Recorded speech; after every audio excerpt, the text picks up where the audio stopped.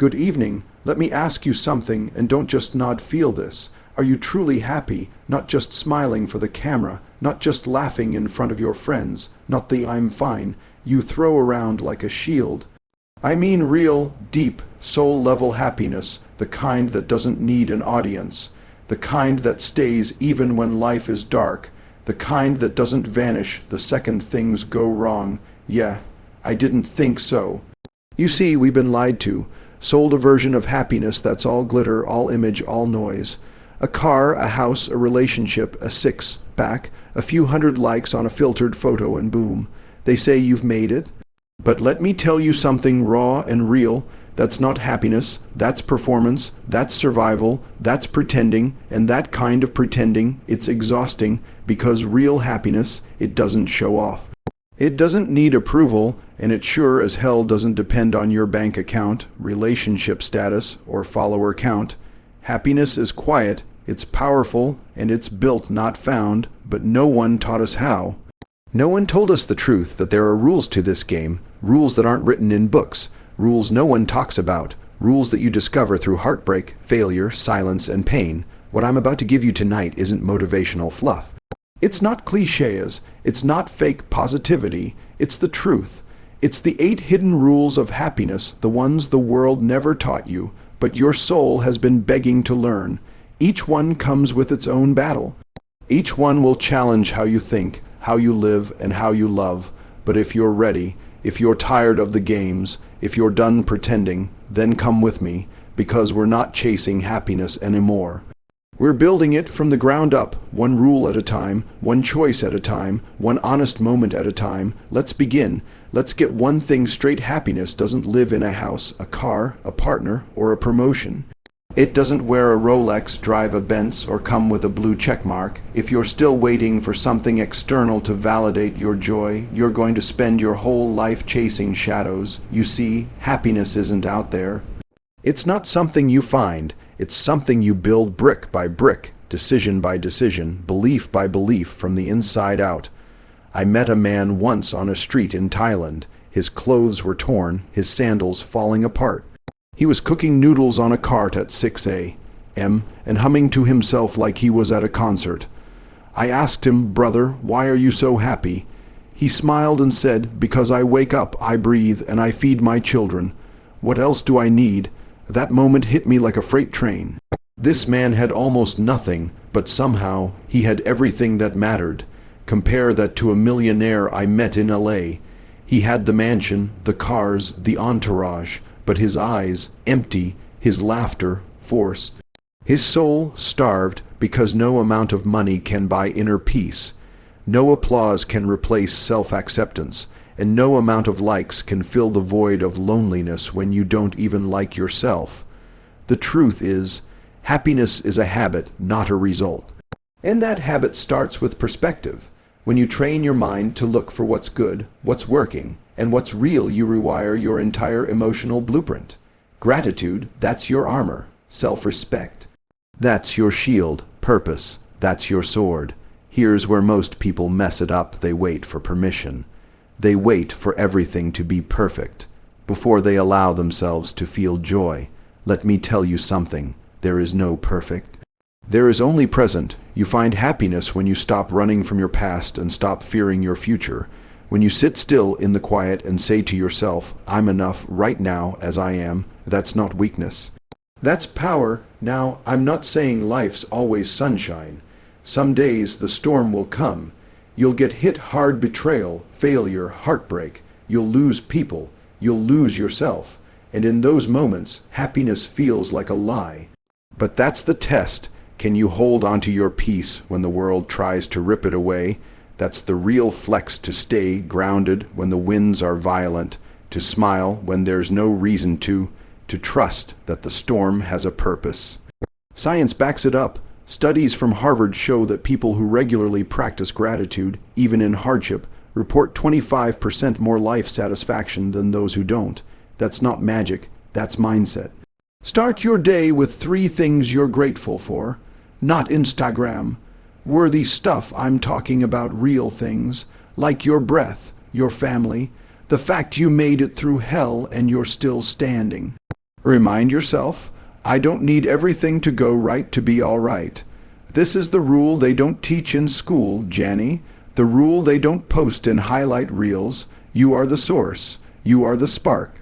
You are the damn sunshine. Stop chasing. Start choosing. Happiness doesn't arrive. It awakens. And the moment you realize it's been inside you this whole time, you become unshakable. Let's cut through the noise.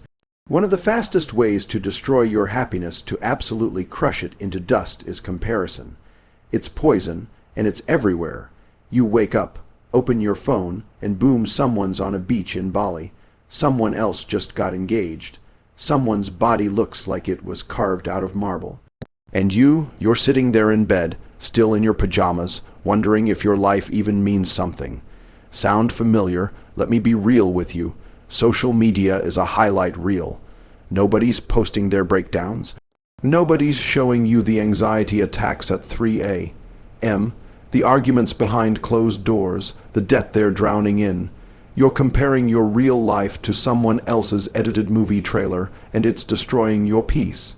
Comparison is a liar. It whispers in your ear, you're not enough, not successful enough, not pretty enough, not smart enough, not anything enough. But here's the truth, you're already enough. You're not behind. You're not failing.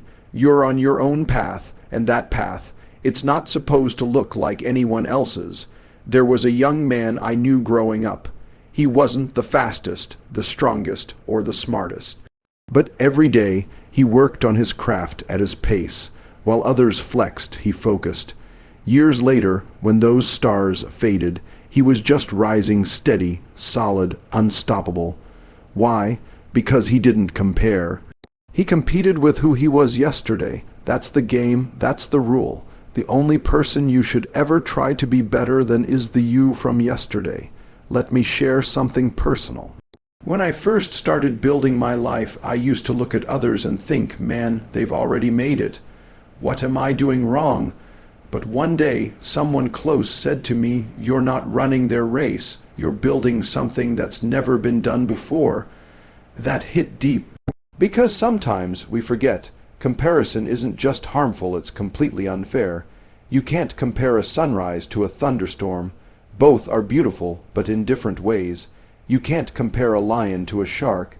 Both are fierce, but they thrive in different worlds. So why the hell are you comparing your unique story to someone else's script? Comparison creates two dangerous roads, envy and ego. One tells you, I'm not good enough. The other says, I'm better than them. Both will rob you of peace. Both are traps. Instead, step into a space of admiration without self-destruction. If someone's ahead of you, let it inspire you, not cripple you. Say, if they can do it, so can I. But in my way, at my pace. Research backs this up. A study by the University of Michigan found that people who constantly compare themselves on social media report lower self-esteem and higher levels of anxiety and depression. That's not coincidence, that's a warning. So what do? You disconnect to reconnect. You shut off the noise. You look in the mirror and remind yourself of every damn thing you've overcome. The battles no one saw. The nights you cried and still showed up the next morning. The dreams you're still chasing when others gave up. You were never meant to blend in. You were built to stand out, and your timeline, it's yours, divine, designed, deliberate. Listen, flowers don't bloom at the same time. But when they do, they don't compete, they just bloom. You don't hear a lion comparing his roar to the jungle, he just roars. So roar, Janny, on your terms, in your time. Let the world do what it does. Let them shine how they shine. You just focus on becoming the kind of person who doesn't need to compare because your joy comes from within, not from likes, looks, or labels. The minute you stop looking sideways and start looking forward, you win. Not just success, not just progress, but real, lasting happiness. There's a silent poison we carry inside. It lives in our hearts, our minds, and sometimes even in our bones. It's called resentment. And it's one of the greatest enemies of happiness. You want to know one of the most powerful hidden rules of true joy? Forgiveness. Now before you roll your eyes, let me be clear. I'm not talking about fake forgiveness, the kind where you say it's fine. But every time you hear that person's name, your blood boils. I'm talking about real, raw, soul-level release, the kind that unchains your heart and sets your spirit on fire again. You see, we all get hurt. Someone lies, someone betrays, someone breaks your heart into pieces and walks away like it meant nothing. It's cruel, it's unfair, and it scars you, but holding on to that pain, that anger, that need for revenge. That doesn't punish them, it punishes you. There's a quote I live by: holding on to anger is like drinking poison and expecting the other person to die. They've moved on, but you're stuck, reliving the betrayal, replaying the words, reopening the wound, and every time you do, you surrender your peace, your joy, your future. Let me tell you about someone I met years ago, a woman named Sarah. Her husband left her for another woman after 15 years of marriage. No explanation, no apology, just a cold goodbye and silence. She was shattered, but she did something powerful. She didn't waste years trying to make him pay. She didn't go bitter. She chose forgiveness. And when I asked her why, she said something I'll never forget. I forgave him not because he deserved it, but because I did. I deserved to sleep peacefully. I deserved to laugh without bitterness in my mouth. I deserved to heal. That's the key. Forgiveness is not about the other person. It's about you, your freedom, your future, your healing. You can't be happy when you're carrying around emotional deadweight. You can't feel joy when you're still reliving betrayal. You can't step into your power when you're stuck in the past. But what if they never apologized? What if they don't even care? You forgive them anyway, because forgiveness doesn't say what you did was okay. It says, I refuse to let what you did control me anymore. And listen, forgiveness doesn't mean reconciliation. You don't have to go back. You don't have to rebuild with someone who burned you. But you do have to free yourself. Even science backs this up. Studies from Johns Hopkins show that people who practice forgiveness have lower blood pressure, less depression, reduced anxiety, and stronger immune systems. You're literally healthier when you let go. So how do you start? Acknowledge the pain, don't fake it, feel it, grieve it, write it out, letters you'll never send, words you've never said, get it out, say it out loud, I forgive you. You don't have to believe it yet. But speak it into existence. Pray or meditate. Ask for strength, for peace, for the courage to release. Repeat. Every time the pain returns, forgive again. It's not a one-time act. It's a process. Janny, here's what I need you to understand. You're not weak for forgiving. You're strong, stronger than the pain, stronger than the betrayal, strong enough to rise above it. And when you do, when you finally let go, you'll feel it, that lightness in your chest, that clarity in your mind, that fire returning to your soul. Forgiveness doesn't just heal the past. It opens the door to the future. So don't wait for them to say sorry. Don't wait for the world to be fair. Do it for you, because happiness. It's not found in revenge. It's found in release. Let's destroy a myth right now. Perfection is not the goal. It never was. It never will be. Perfection is a moving target. The more you chase it, the more it runs.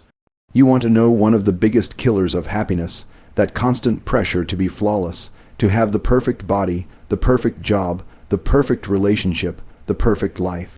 You scroll through social media and see these perfect lives, and suddenly your real life feels like a failure. But guess what? Most of those perfect people, they're broken inside, struggling, masking pain with filters and fakeness. Here's the truth. You don't need to be perfect to be proud. You just need to make progress. Progress is messy, it's hard, it's slow, but it's real. Perfection, that's a lie. Progress, that's where the magic happens. Let me tell you a story. There was a young man trying to lose weight. He followed fitness pages, counted calories, trained every day. But if he slipped even once, one cheat meal, one skipped workout, he'd give up for weeks. Because in his mind, he wasn't perfect. Until one day, his coach told him something that changed everything. If you're walking 1% closer every day, you're winning. Don't stop because of one wrong step. That's it. Success, happiness, it's not a straight line. It's a jagged, bloody, uphill road filled with stumbles. But as long as you're moving forward, you're still in the fight. Let me say this louder for the people in the back. Done is better than perfect. Started is better than stuck. Progress is the real flex. Think about it. Babies fall hundreds of times before they walk, but do they quit? No, because they're not aiming for perfect steps, they're just moving. You learn to ride a bike by crashing. You learn to love by losing. You grew strong by breaking.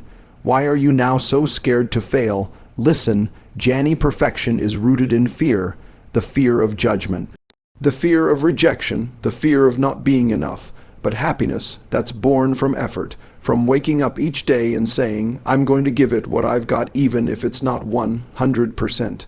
You want data. Let's talk science. Psychologists have studied a concept called the progress principle. It says that the most powerful motivator for happiness isn't big goals or big wins, it's small wins, tiny victories.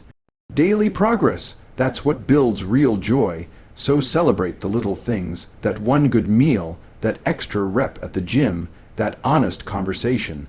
That day you didn't give up, because every step forward, no matter how small, means you're not stuck. You're not who you were yesterday, you're becoming. Perfection says you're never enough. Progress says, look how far you've come. Let me get personal with you. When I started building my dream, it was a disaster. I made mistakes, stumbled, doubted myself, and I'll be honest, I still do sometimes, but I kept going. I kept showing up, and over time, brick by brick, I built a life I'm proud of. Not a perfect life, but a purposeful one. And that's the secret, Janny. Perfection paralyzes. Progress empowers. So next time you feel like quitting because it's not perfect, remind yourself, you're not here to impress. You're here to express. To grow, to evolve, to fall and rise again. Perfection never taught anyone how to fight, but progress makes you a warrior. So be proud of your scars, be proud of your pace, and never forget happiness doesn't live in the flawless moments. It lives in the fight, in the effort, in the becoming. Let me hit you with a truth that most people never learn until life breaks them. If you tie your happiness to outcomes, you will always suffer. You'll be happy if you get the job. You'll feel good if they love you back. You'll believe in yourself if your plan works. You'll smile if the world claps for you. But what happens when life doesn't go the way you imagine? You crash, you burn, you fall into this pit of what's the point. Here's the truth, you cannot control results. What you can control is your intention, your effort, your heart, and when you learn to give your best without obsessing over the outcome. That's when peace enters your life. Let me tell you about a man I know worked for 6 years building a startup. Every day, blood, sweat, and sacrifice. Pitched to investors, knocked on doors, worked till 3 a.m. And guess what? The business failed, but he didn't. You know why? Because he knew something powerful. I can't always control the fruit, but I can control the seed I plant. That's intention. You want a happy life. Focus on what you give, not what you get. See, most people are addicted to outcomes. I'll be happy if I get the promotion. I'll be okay if she stays. I'll feel worthy if I hit 100 0 followers. That's not happiness, that's emotional slavery. You've placed your peace in someone else's pocket. Let me ask you something real, Janny. What if you gave your best and still failed? Would it mean you're worthless? Absolutely not. It means you're human. It means you had the courage to try, and trying even without reward is what separates dreamers from doers. You see, when you focus only on results, your worth becomes conditional.